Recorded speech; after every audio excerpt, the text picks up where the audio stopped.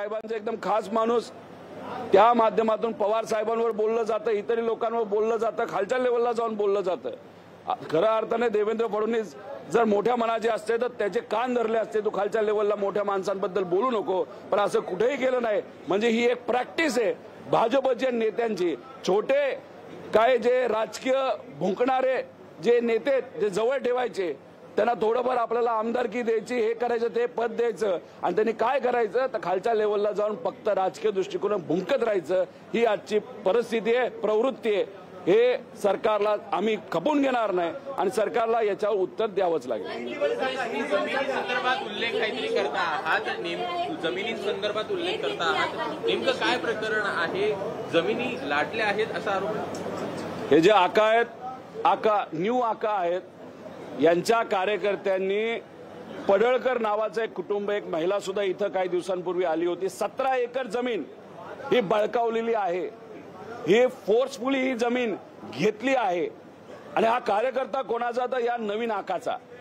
मग याच्यात जे काय चाललंय तर आता खोलात जाऊन माहिती काढावी लागेल।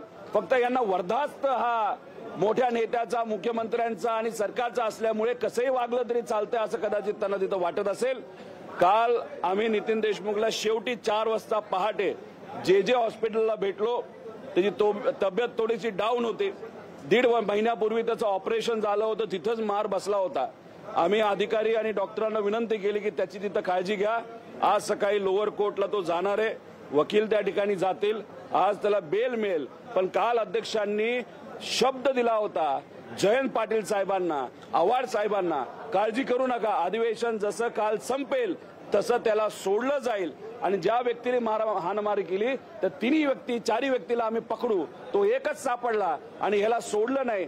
पार इथं 400 पोलीस घेऊन आले आणि याला जेलमध्ये जिथं कुठे ठेवलं तिथे ठेवलं, पण जिथं ठेवलं होतं आम्ही 4 पोलीस स्टेशन गेलो, तो आम्हाला दिसला नाही। शेवटी आम्हाला दुसरा काय पर्याय राहिला नाही, आम्हाला छोटंसं आंदोलन हे पोलीस स्टेशनला करावं लागलं। आम्हाला फक्त कार्यकर्त्याला भेटायचंय, तो जिवंत आहे का काय, का त्याला काय झालंय हे आम्हाला बघायचं होतं। आणि शेवटी पार त्यांना 4 तास विनवणी केल्यानंतर रात्री पहाटे 4